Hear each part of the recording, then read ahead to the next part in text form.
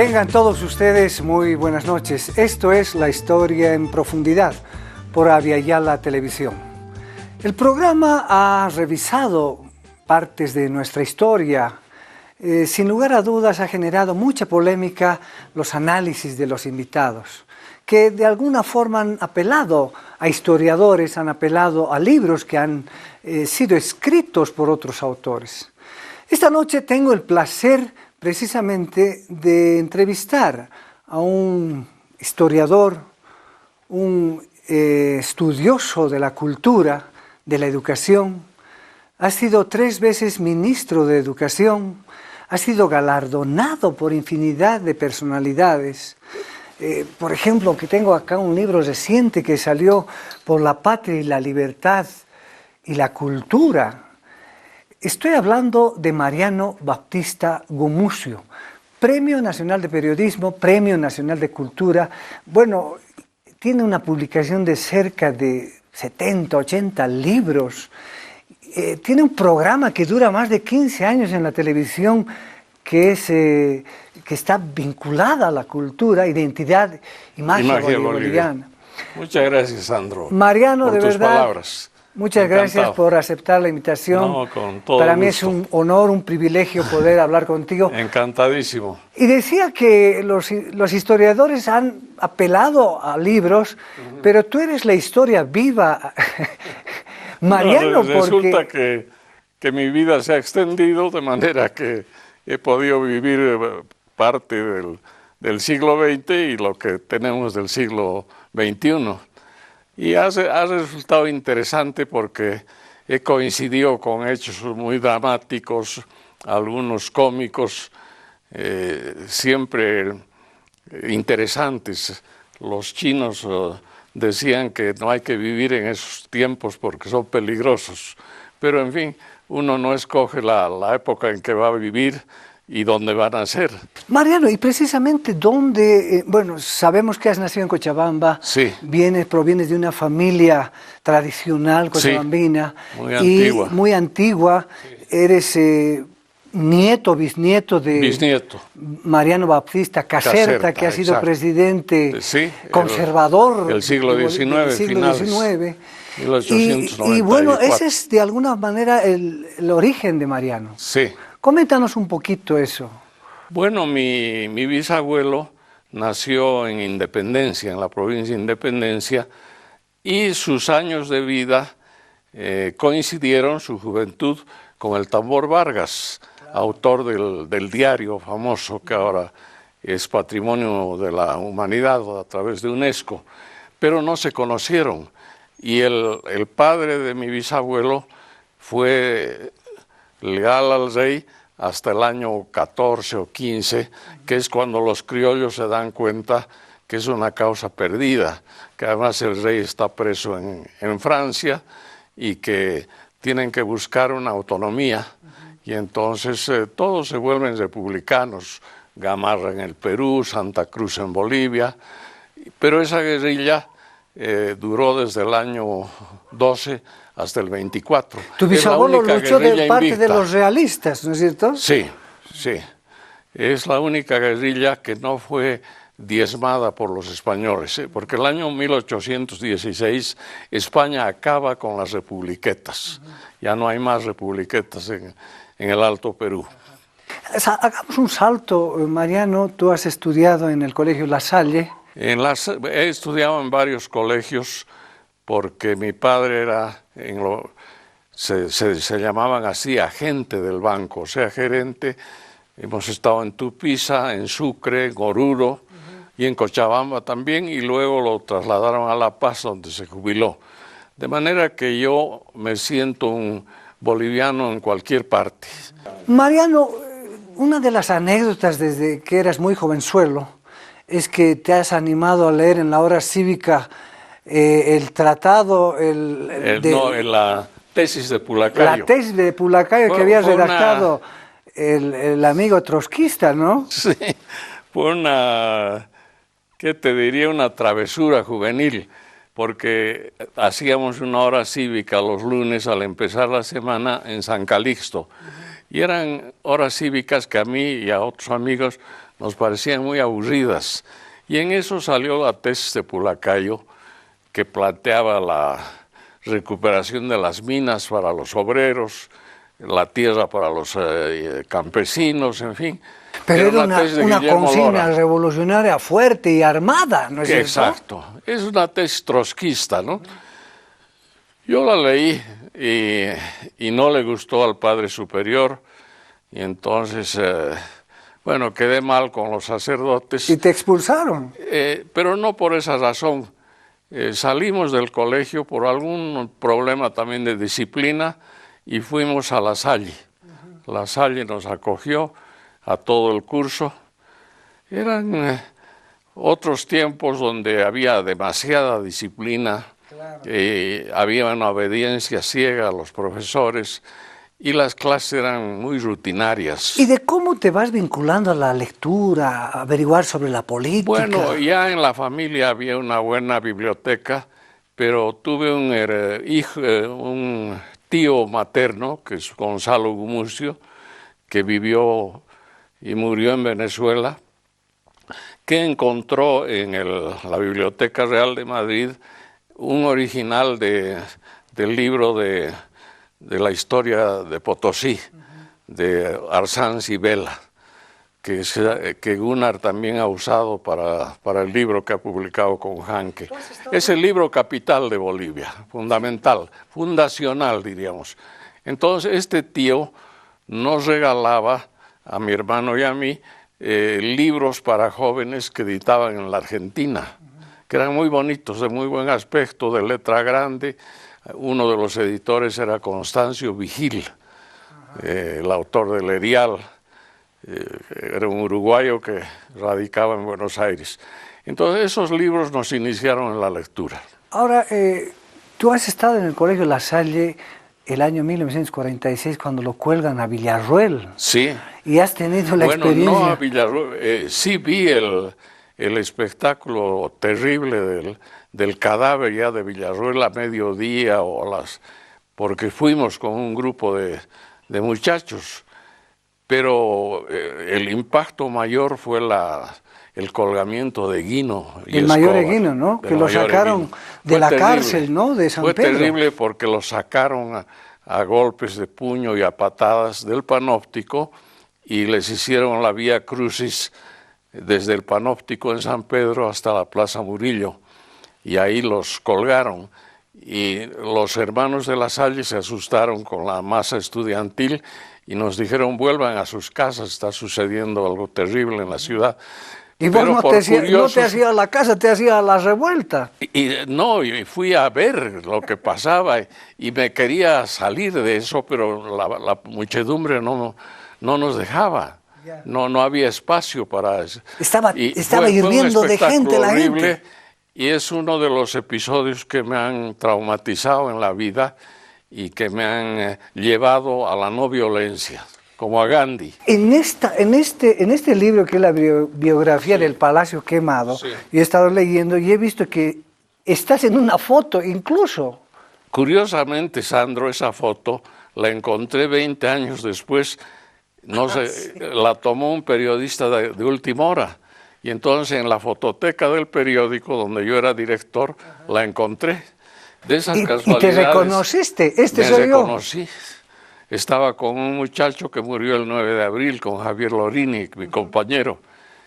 Fue terrible, pero en fin, son los episodios más tristes que ha vivido el país. Ahora, el 9 de abril tú también has empezado a agarrar las armas enfundadas en un fusil. Sí, me dieron un arma porque ya estaba en el MNR, pero no le disparé a nadie. Y la tuve un poco como símbolo. Volví a las 24 horas a mi casa, mi madre estaba aterrada. Y justamente el compañero que aparece en la foto conmigo volvió de los hechos ya militares. Del 9 y del 10. Del 9, el 10, no sabía qué iba a pasar. Vivíamos en la calle Pinilla, en San Jorge. Él se estaba quitando la ropa para ponerse el pijama para dormir, y una bala que vino de Miraflores, una bala perdida, lo hirió de muerte. Y lo llevamos a una clínica pequeñita que había cerca y se desangró el pobre. Bueno, yo con lo que he leído, creí que ustedes en algún enfrentamiento algo había sufrido un disparo, pero esto fue una bala perdida en la casa. Sí, fue terrible, porque ya los paseños sabían que cuando había balaceras había que echarse en el piso. Y poner colchones, creo, en las ventanas, ¿no? Sí, sí. Mariano, pero esa etapa ha sido muy dura, ¿no? Muy dura de indefiniciones, de confrontaciones muy grandes, con un ejército desorientado que había salido del Chaco, con oficiales muy inclinados a la violencia, porque la gente se pregunta, bueno, pero ¿por qué colgaron a Villarroel? Porque Villarroel es uno de los mitos del MNR, ¿no? Como Bush. Y la verdad es que el gobierno de Villarroel fue muy violento con la oposición. Una visión italiana que estuvo en Bolivia enseñó a la policía a usar aceite de ricino a los presos políticos. Y entonces, cuando subió Villarroel, usaron ese método en el Panóptico. Les daban a los diputados presos, a los senadores, aceite de ricino, que les causaba un daño terrible en el estómago. Y luego se produjeron los fusilamientos de noviembre del 44, que provocaron después la caída de Villarroel. Ahora, la caída de Villarroel ha sido fundamentalmente porque se lo ha acusado como gobierno fascista. Claro. Los mismos piristas se han alineado para tumbarlo, ¿no?, a Villarroel. Ese es uno de los grandes desencuentros en las generaciones bolivianas. El hecho de que el MNR no hubiera podido convivir con el PIR y formar un gobierno provocó el distanciamiento entre Paz Estenssoro y José Antonio Arce, y fueron fuerzas antagónicas cuando tenían un programa común, pero no les dieron campo a los piristas, entonces se pusieron a complotar con la derecha y finalmente hicieron caer a Villarroel. Y el rector de la universidad por entonces, Ormachea, don Héctor Ormachea, también había movilizado a gran parte de universitarios. Sí. Y la paradoja es que la Universidad Mayor de San Andrés tiene el cordón de los Andes por colgarlo a Villarroel.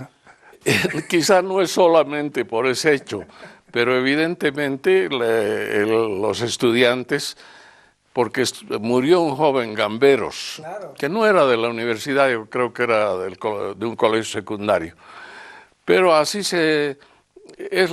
vivíamos ya en esa época en la posverdad, todos mentían.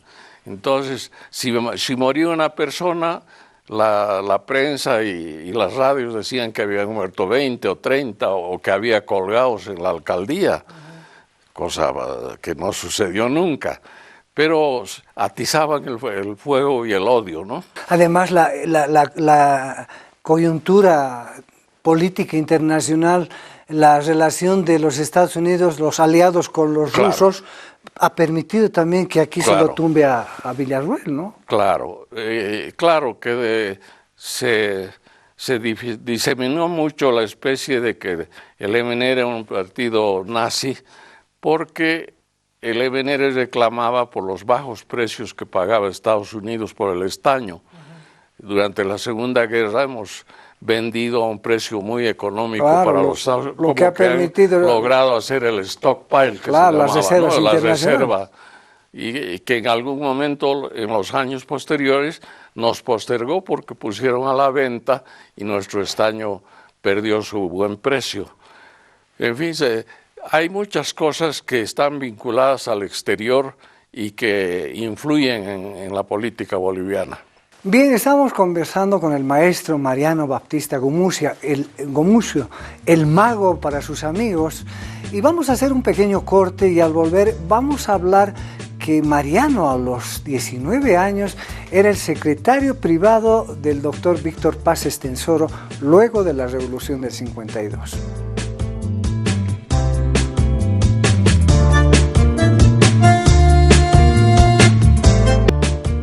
Este libro este es el primer libro que sacaste, ¿no? Sí. Y lo vamos a tocar. Bien, seguimos acá con Mariano Baptista Gumucio y antes del corte habíamos indicado que él apenas tenía 19 años cuando la Revolución de Abril triunfa en 1952 y el doctor Víctor Paz Estenssoro lo llama para que se aliste a la revolución y sea su secretario privado. ¿Cómo fue esto, Mariano? Bueno, yo creo que algo tuvo que ver un tío mío, hermano del tío que te mencioné, de Gonzalo Gumucio, que fue Alfonso Gumucio Reyes. Él pasó el exilio los 6 años junto a Paz Estenssoro y vino en el avión que lo trajo a Paz Estenssoro. Es el papá de Alfonso Gumucio, de ¿no? Alfonso Gumucio de Agrón, mi primo hermano, a quien quiero muchísimo, es un hombre brillante. Y seguramente le llamaban el Flaco. El Flaco le dijo, tengo un sobrino muy aficionado a la lectura y a la historia, y quizá podías llamarlo, se tuteaban ellos. Y Mariano, ¿qué hacías? ¿Redactabas notas? Yo estaba en la secretaría, yo hacía un resumen de la prensa diaria y teníamos una reunión con el director de informaciones, el presidente y alguien más de Palacio. Hacíamos una evaluación de lo que había sucedido el día antes y yo llevaba ya las noticias preparadas para que el presidente las evaluara.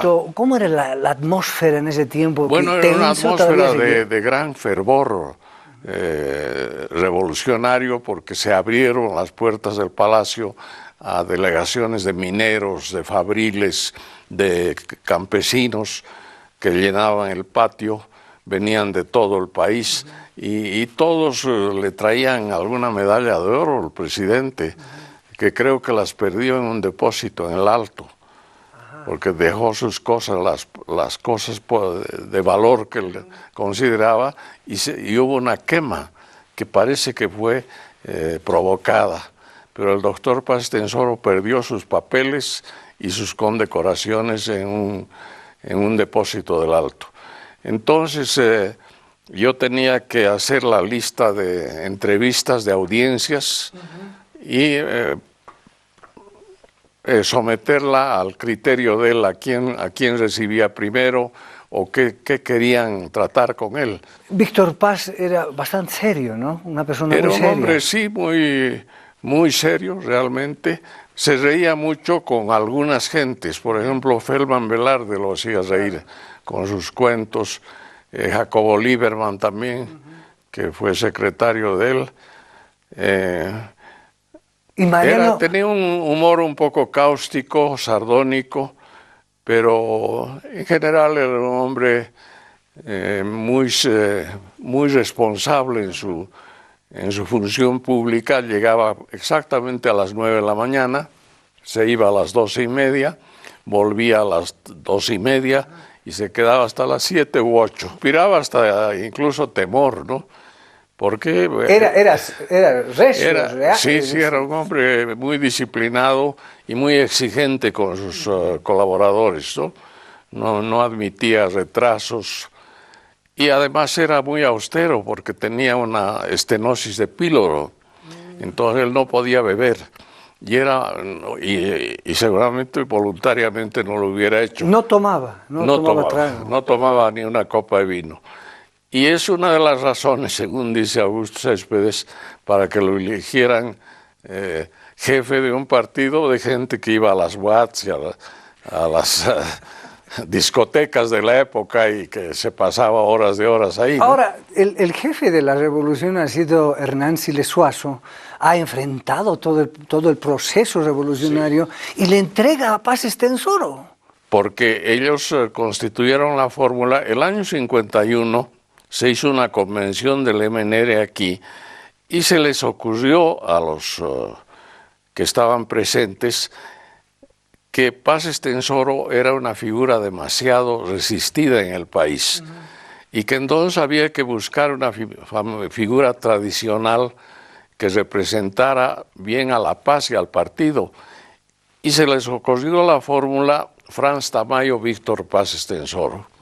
Una fórmula absurda porque don Franz ya estaba mayor, no le habían consultado, no creo que hubiera aceptado, aunque trabajó con Villarroel en la asamblea. Acá también en este libro que tú le dedicas, Yo fui el orgullo. Yo fui el orgullo. Es unas páginas hermosas a Franz Tamayo. Es muy linda, sí.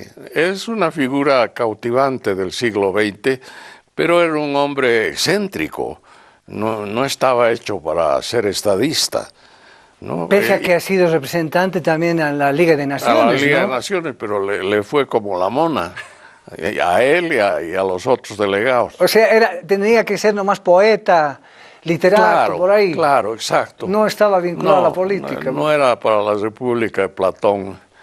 En todo caso, Paz Estenssoro muy hábilmente le mandaron un telegrama con esa fórmula y él contestó, la única fórmula que acepto es la del partido y yo iría encabezándola con el subjefe, que era Hernán Siles Suazo.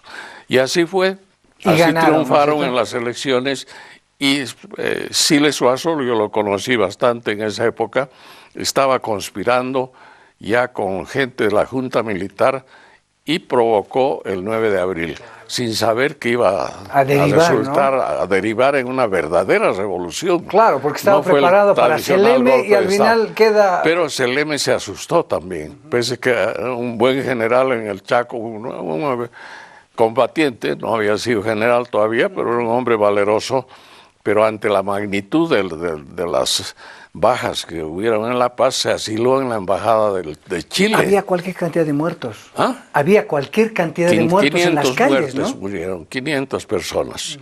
Que no es, para la población de esa época, La Paz era muy fuerte impacto, porque no había ya, se había colmado los hospitales, en fin, no había dónde poner los cadáveres, y entonces se asiló Seleme, y Siles tomó el mando de la revolución con Juan Lechín y Adrián Barrenechea. Y al poco tiempo llega... Mario Sanginés tomó el Palacio de Gobierno.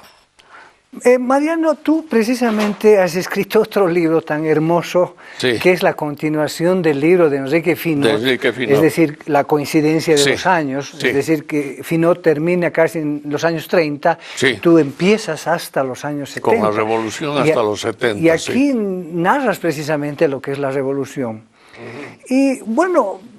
Ahora, hoy en día salen nuevas investigaciones, los archivos de los Estados Unidos sacaron gringos, balas y gringos, revolución, balas y gringos. Sí, eso ya es sobre el final del cuarto periodo de Paz. Y bueno, ahí de alguna forma también se revela que Víctor Paz de alguna forma también seguía la línea de los Estados Unidos, ¿no? Evidentemente fue el gran dilema del MNR del 52, era cómo manejar una economía destruida. Y había el peligro inminente de la inflación. La inflación castiga sobre todo a los más pobres, ¿no? Entonces Paz Estenssoro resolvió acudir a Estados Unidos para un programa de ayuda. Claro, y ahí viene la Alianza para el Progreso, los cuerpos de paz, ¿no? Coincidió con la Alianza para el Progreso el triunfo de Fidel Castro y de Che Guevara en Cuba. Entonces Estados Unidos vio en la fórmula boliviana una esperanza de progreso democrático no izquierdista, como era Cuba. Y invitó Kennedy a Paz Estenssoro. Ahí el destino se cruzó con el país y con Paz, porque al poco tiempo fue asesinado en Dallas, ¿no? Fue terrible, con un fusil que le costó al asesino $12. Le pegó 2 balazos en la cabeza. Pero hasta ahora no se sabe si fue Lee Harvey Oswald, ¿no? Pero no se ha encontrado otra evidencia. Hay muchas teorías que se llaman conspirativas, ¿no? Donde se piensa que hay una conspiración detrás, que fueron los cubanos, que fueron los soviéticos, pero no había tal cosa. Yo creo que fue Oswald, que además fue asesinado al día siguiente por un dueño de un bar, exacto. ¿No? Claro, se acerca Jack Ruby, lo mató y se acabó el rollo, ¿no es cierto? Se acabó lo que podía haber sido la verdad, que él diga la verdad, por qué lo mató, ¿no? quiero volver a la figura de Paz Estenssoro. Sí. Cuando triunfa la revolución, la gente pedía la nacionalización de las minas. Sí. Los varones del estaño ya habían dejado las minas. Dice que ya no producían, ya estaban con baja ley. Exacto. Y bueno, la presión hizo de que las negociaciones de un ministro, es decir, de un embajador en los Estados Unidos, permitió de que se pueda... Víctor Andrade se pueda pagarles, ¿no? Sí. A los varones del estaño. Bueno, fue una de las condiciones que puso Estados Unidos. No fue una indemnización muy grande. Fueron 24 millones para 3 empresas, Patiño, Aramayo y Hochschild. No recuerdo en qué proporciones. Pero había intereses norteamericanos ahí también, porque el préstamo estaba condicionado que se indemnice, ¿no es cierto? Claro. O sea que resultaron favorecidos. Finalmente se habían llevado mucha plata del país y Hochschild, tú sabes que enfrentó un intento de secuestro en el gobierno de Villarroel y en el gobierno anterior de Bush, como quiera que Hochschild se opuso al decreto de entrega de divisas, Bush decidió que se lo fusile. Y hay unas escenas terribles en su gabinete que algunos ministros le piden casi de rodillas que le perdone la vida. Porque han hecho votación ahí adentro, Sí. Entonces, finalmente, al amanecer, Bush acepta que no se lo mate y lo sueltan al cabo de 20 días. Pero lo escaldaron al hombre, ya con Villarroel y con la persecución que sufrió el secuestro. En buena hora salió con vida y se fue a Chile, donde reorganizó su empresa, a Chile y al Perú. Fue un empresario muy hábil y tiene el mérito de haber influido para que el gobierno boliviano abra las puertas del país a los judíos perseguidos por el nazismo. O sea que entraron casi 10.000 judíos a Bolivia que se fueron yendo al Brasil, a Estados Unidos. Quedó una minoría muy influyente y muy importante para Bolivia. O sea, Hochschild quedó como una especie de Schindler boliviano, así lo muestran ahora sus biógrafos, ¿no? Bien, estamos conversando con Mariano Baptista Gumucio, el mago, y al volver vamos a hablar de este pequeño libro que igual a sus 19, 20 años, ese es su primer libro que sacó, que se denomina Revolución y Universidad Boliviana. ¿Por qué les digo esto? Porque Mariano Baptista Gumucio se ha apasionado por la educación.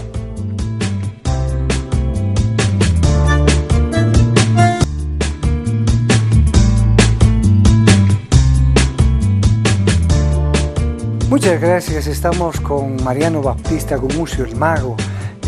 Antes del corte habíamos hablado de que él, muy joven, publicó este libro Revolución y Universidad Boliviana. Mariano, tú estudiaste en La Paz, en la Universidad Mayor de San Andrés. Primero en San Francisco, ¿no? Javier, un año, y luego 2 en La Paz. Y como te decía al margen del programa, preferí la oportunidad que me dio el MNR de viajar como secretario a Italia, a la embajada, donde encontré a Augusto Céspedes, que era embajador ante el Quirinal, ante el gobierno italiano. Y antes de salir escribí este libro sobre mi experiencia personal en la universidad. Ahora, Mariano, luego de estar como representante diplomático allá afuera en Italia, volviste y el año 1969, durante la presidencia de Obando, fuiste ministro de Educación. De Educación. O sea, has sido 3 veces ministro en lapsos muy cortos. No, cada 10 años. Cada 10 años, pero también muy cortos, un año y medio. Cortos, porque el gobierno de Obando duró 1 año, el de Guevara duró 3 meses, y el de Paz Zamora para mí fue de 2 años. Hablemos de Obando. Es el tiempo que más he estado en el ministerio. Que era un gobierno, digamos, progresista, nacionaliza la GALF. Marcelo Quiroga Santa Cruz era el que firma. En realidad me invitan al gabinete, yo no lo conocía Obando, yo vivía en Caracas con mi familia. Y vine al entierro, a la agonía y el entierro de mi padre. Y me buscaron los amigos, entre ellos Marcelo Quiroga, Óscar Bonifaz y José Ortiz Mercado, y me invitaron al golpe de Obando, al cambio de gobierno, que se produjo un mes después. Yo volví por aquí, estaba yendo a Buenos Aires por la empresa aérea donde trabajaba, y ya me quedé al golpe de Obando. Ahora, tú tienes, más allá de ser historiador, también eres ensayista. Sí. Y tienes dos ensayos, dos textos muy importantes, que es uno, Salvemos a Bolivia de la escuela. De la escuela, sí. Es decir, ahí criticabas también a la escuela, ¿no? Mucho, mucho. Yo creo que, primero que son demasiados años los que los niños y jóvenes pasan en la escuela, son 12 años. Claro, una educación repetitiva, sí, ¿no es cierto? Muy largo, y se convierte en una suerte de guetos, ¿no? Aislados de la comunidad, de la sociedad, y con programas muy antiguos, Pero pese a eso, una cantidad de materias que al finalmente se picotea de todo y no se aprende de gran cosa. Pero pese a eso, Mariano, tú lanzas el programa de alfabetización, ¿no es cierto? Bueno, para eso entré al gobierno de Obando, porque ya en el libro de la universidad consideraba que el país gastaba demasiado dinero en la educación superior y mucho menos en la educación de los niños. Desde el kindergarten, el llamado kindergarten, la primaria. Entonces teníamos unas legiones de jóvenes que ni terminaban la escuela. Lo que se ha combatido ahora con el bono García, ¿cómo se llama? El bono Pinto, ¿no? Juancito Pinto. Juancito Pinto. Es de la permanencia de los estudiantes para que no abandonen la escuela. ¿No es cierto? Sí. Pero también se ha ido al otro extremo de ya no pedir exámenes, entonces la calidad de la educación ha desmejorado mucho. Y hay ejemplos brillantes de cómo puede transformar la educación en un país. El caso de Finlandia, de Corea del Sur, del Japón, que en una generación se han puesto a la cabeza de las naciones. Ahora tú eres, digamos, ferviente, digamos, admirador, y que te ha influido mucho es Iván Illich. Bueno, yo traje a Iván Illich para un congreso pedagógico y él pronunció una conferencia que no les gustó a los profesores porque ahí invitó a cerrar las escuelas de Bolivia y replantearse el tema educativo. Porque mira, tenemos un ejército que debe estar en los 140,000 profesores y tenemos normales muchísimas abiertas, ahora ya no se llaman normales, de donde egresan legiones de profesores que cumplen 30 años de trabajo en el sistema. Entonces no hay país que aguante ese peso. Y cuando hay un aumento, siempre ellos dicen que se trata de centavos, pero individualmente es un aumento muy pequeño, pero para el Tesoro Nacional es gigantesco, ¿no? Es gigantesco. Pero tenemos esos grupos de poder en el país. También el ejército nos cuesta mucho dinero, la policía. El gasto público, lo que se llama, el gasto ¿no? público es terrible. Ahora, Mariano, digamos, haciendo otro salto en tu prolífica carrera, tú vuelves al país el año 77 y te haces cargo de la dirección del periódico Última Hora. Sí. Que me salva de salir de ir a la cárcel o al exilio. ¿Por qué? Mi generación le pasó eso. Todos salieron de Bolivia. Marcelo Quiroga volvió, fue asesinado. Y yo tuve la suerte de pasar las dictaduras como director del periódico. Tuve represalias, me tomaron alguna vez preso, pero no sufrí lo que sufrió mi generación. Estuviste casi con el periodo de Banzer. El periodo de Banzer, básicamente, sí. Ahora, en esa tu trayectoria, Mariano, sí, tú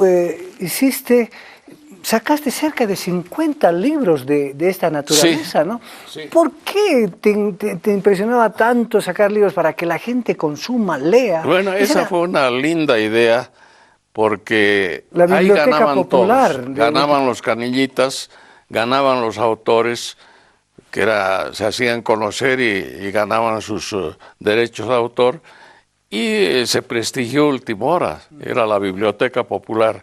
Sacamos 50 títulos que equivalían en esa época a unos 300,000 ejemplares, que los vendían en las esquinas, los canillitas a un precio, se vendían muy bien. Pero claro, no era la época masiva de la imagen que vivimos ahora. Ahora las editoriales tienen que combatir frente a las televisoras, ¿no? Y por ejemplo, este es un texto fantástico, ¿no? Sí. Montenegro, el desconocido, ¿no? Es decir, los artículos de Montenegro en Cochabamba y en Buenos Aires. Tenemos que ubicar, Carlos Montenegro ha estado muy cerca al gobierno de Bush, era amigo de Germán Bush. Muy amigo. Y en la revolución del 52 fue el ideólogo prácticamente del MNR, ¿no? Exactamente, con Augusto Céspedes y José Cuadros Quiroga, ¿no? Y su famoso nacionalismo y coloniaje. Exacto, que es un premio de la Asociación de Periodistas, ¿no? Es un libro que ha tenido una gran fortuna, es un clásico boliviano. Es prácticamente el único que ha publicado, porque los otros son de carácter técnico sobre petróleo, pero nacionalismo y coloniaje sigue reeditándose. La Comisión del Bicentenario ha hecho una linda edición, que debe ser la número 20 ya. Y su vida del Pero no Fiero... te olvides que Montenegro muere de 50 años. Claro, eso te iba a decir, la vida del Fiero ha sido muy corta. Él no vino con paz extensoro en el avión porque estaba en cama ya. Qué pena, ¿no? Agotado por la enfermedad. Mariano, yo quiero volver a este libro e introducir al libro que tú publicaste, que este es un libro de Ramón Salinas Mariaca, ¿no? Es la vida y muerte de Pando. Sí, un jurisconsulto muy acreditado, fue juez varias veces, y en ese libro recoge el testimonio que me sirvió a mí para recuperar los hechos de la muerte de Pando. Es precisamente la muerte de Pando y el fusilamiento de Jáuregui. Este es un texto valiosísimo porque reivindica... A mí me parece que es un libro sumamente interesante. Como tú dices, yo no pretendo ser un autor per se, un autor que exalta lo suyo. Yo siempre he querido divulgar lo que han dejado los otros y no ha permanecido porque se ha perdido en los periódicos o en las bibliotecas, en fin. Por eso son testimonios de la época, ¿no? Y nacen de una ida que fui al peluquero cuando era niño, cuando llegué a La Paz, y vi un retrato de Jáuregui ahí. ¿Viste? Y le pregunté al peluquero quién era, si era su hijo. Y me dijo, no es mi hijo, es un excombatiente del Chaco. Le dije, no es. Entonces, ¿quién es? Le dije. Y él me dijo, es un hombre que fue fusilado siendo inocente. Y me cantó una cueca. Ese es un recuerdo de la infancia que después lo recuperé con este libro de Salinas, donde uno de los 4 indiciados por el asesinato de Pando hace la confesión de qué sucedió. Pando no fue asesinado. Vamos a hacer un corte y al volver precisamente le vamos a pedir a Mariano que nos cuente qué es lo que ha pasado con Alfredo Jáuregui, si era culpable o era inocente.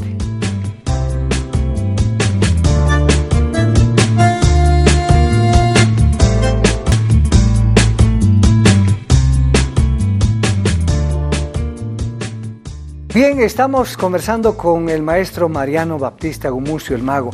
Mago, ¿de dónde viene tu Viene del apodo que le dieron a mi bisabuelo en la época de la Guerra del Pacífico, que la opinión de La Paz se inclinaba por seguir la guerra junto al Perú, pero el país estaba exhausto. Y entonces Baptista se dio cuenta que para Chile era un paso muy fácil tomar el altiplano boliviano, entrar a Oruro y a La Paz, claro, y dejarnos como les sucedió a los peruanos con la ocupación de 3 años. ¿De Lima? De Lima. ¿No es cierto? No sé si fueron 2 o 3 años. Fue terrible. Entonces él abogó por una tregua, un compás de espera, y cambió la opinión de la barra y de los diputados y de los asambleístas. Por eso viene el mago, porque y hizo de ahí magia. le llaman el mago. Fue una magia en las blanca, negociaciones, pero claro. importante. Y de ahí a los marianos de mi familia los han llamado siempre magos. Volvamos a Jáuregui. Sí. Me decías que habías visto la foto en una peluquería, le preguntaste, sí. ¿Y eso te apasionó? Porque era un héroe paceño, Jáuregui. Ahora, ¿quién era Jáuregui? Era un muchacho que a los 16 o 17 años presenció con su hermano en su casa de Achocalla la muerte súbita del general Pando, que había estado bebiendo con ellos una botella de pisco que les llevó. Pando, eran sus ahijados. ¿Ya no era presidente? No, ya no era presidente y era presidente del Partido Republicano. Y él vivía en Luribay, creo, ¿no? Él vivía en Luribay y estaba viniendo a La Paz a la boda de una pariente. Y ahí se quedó en la casa de los Jáuregui. Se quedó en la casa y se tomaron una botella entera de pisco, que él producía pisco, el general Pando. Entonces, cuando empezó a anochecer, les dijo, bueno, yo me voy porque no quiero que me tome la noche. Le significaba 1 hora y media más o 2. ¿Estaba en caballo? Un caballo blanco. Entonces, en mala hora, la madre de los Jáuregui le dice, general, tómese un caldo caliente que le va a servir para el viaje. Volvió a sentarse el general, alcanzó a tomar un par de bocados, sí, y cayó muerto con un derrame cerebral. O sea que cayó en la casa de los Jáuregui. Cayó en la casa de los Jáuregui. Ahora ellos estaban farreados, habían estado bebiendo horas. El propio Pando estaba borracho también, más o menos. Claro. ¿No? Se asustaron de tener el tamaño de cadáver que tenían en la casa.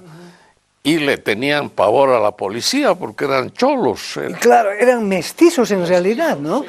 Pero, Mariano, aquí hay que aclarar que después, digamos, sí, para que entienda la gente, sí, es que se creyó que los hermanos Jáuregui lo agarraron a palazos y le destrozaron el cráneo. Ahora te explico, y rápidamente. El caballo blanco aparece en las cercanías de La Paz. Tiene en la montura las iniciales de Pando. Entonces se dan cuenta que el general está en alguna parte del altiplano, hacen un rastrillaje y llegan a la casa de los Jáuregui.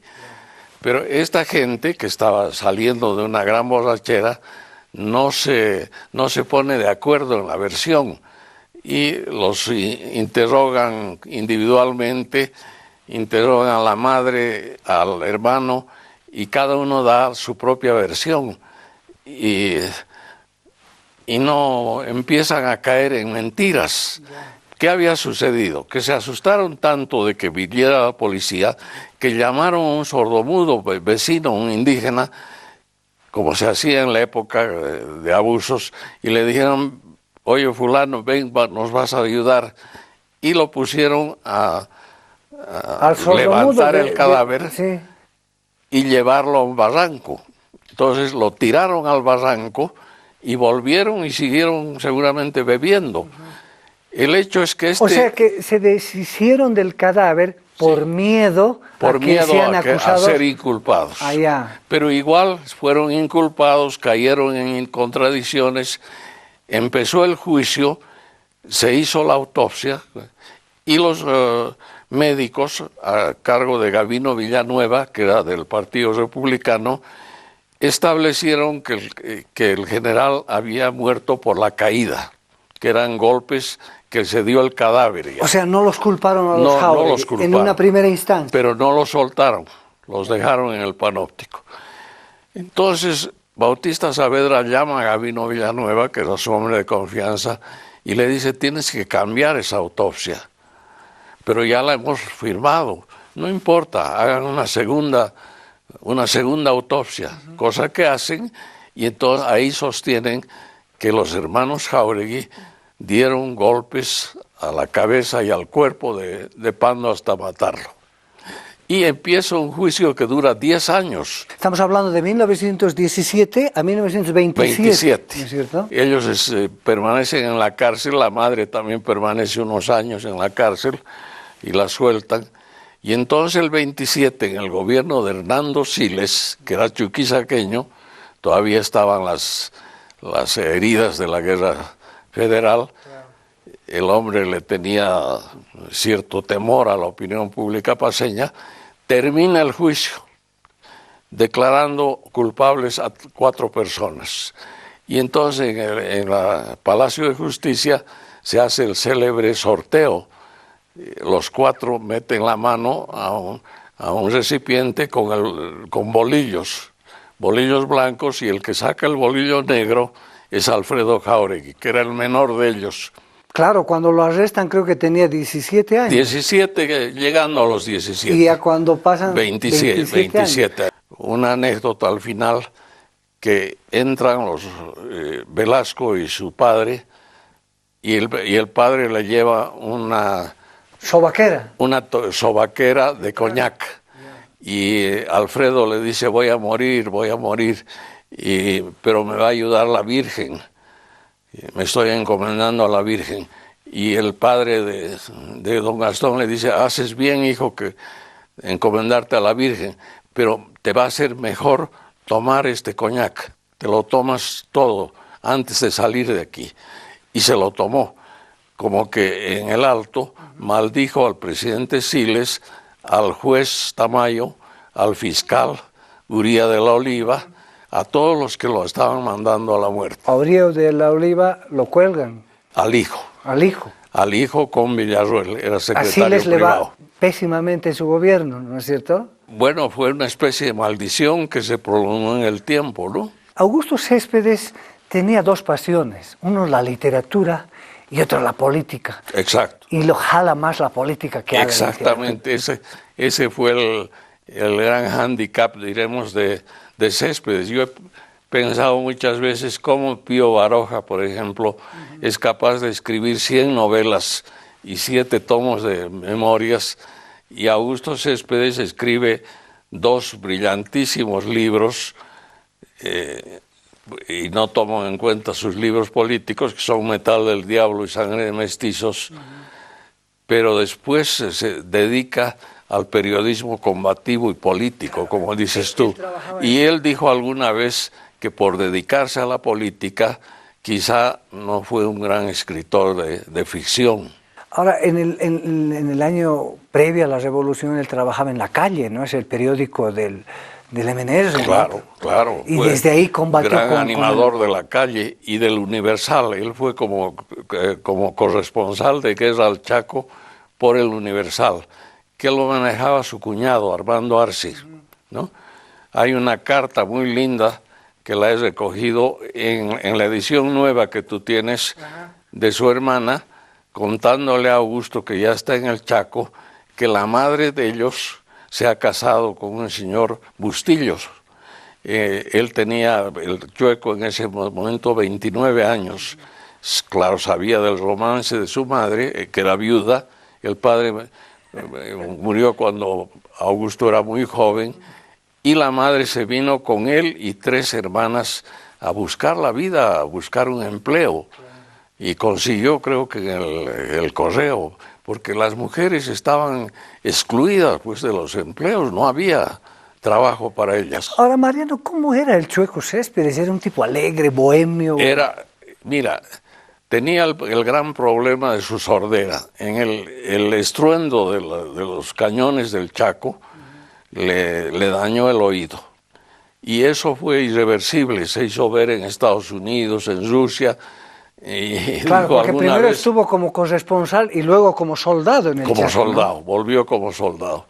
Entonces, tú me preguntas cómo era él. Sí.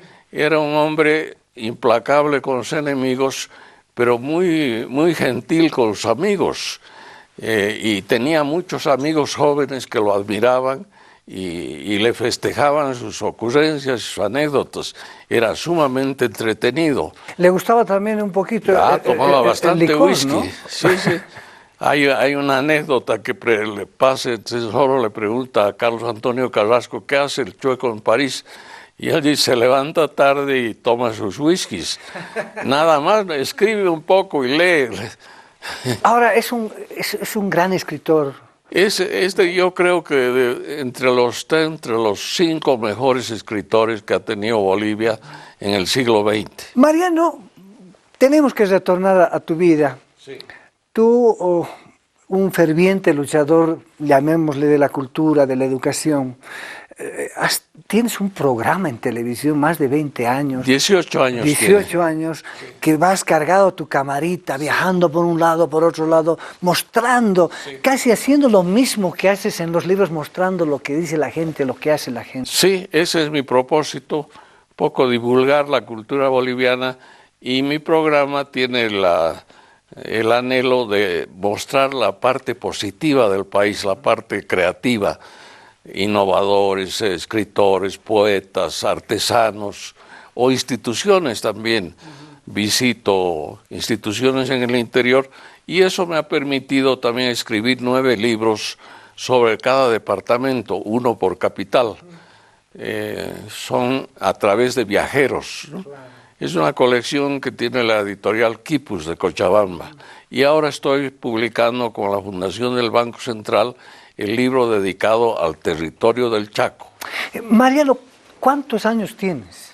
Yo tengo, como dice Bryce Echenique, estoy entre los 35 y la muerte. Sí. ¿Por qué te preguntaba esto? Porque a tu edad sigues viajando, sigues moviéndote. Yo que me creo joven no puedo levantar ni la pata.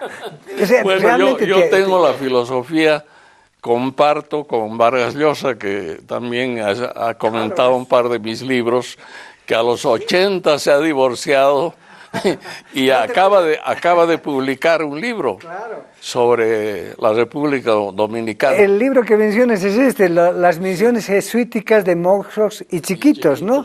Nada mejor que el libro de Mariano Baptista Gumucio, es un resumen bien documentado y mejor escrito de esta extraordinaria aventura. Lo dijo Mario Vargas Llosa. Mario Vargas Llosa. Ya para concluir, sí. ¿Cuál sería, digamos, un resumen de esa tu gran experiencia periodística, cultural? Has estado en la política.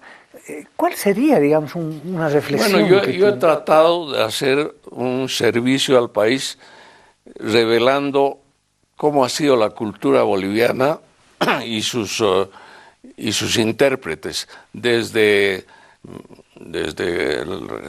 la Crónica de Potosí, la historia de Arzance Orzúa y Vela. He recogido la parte autobiográfica de él, de 1.000.000 de palabras.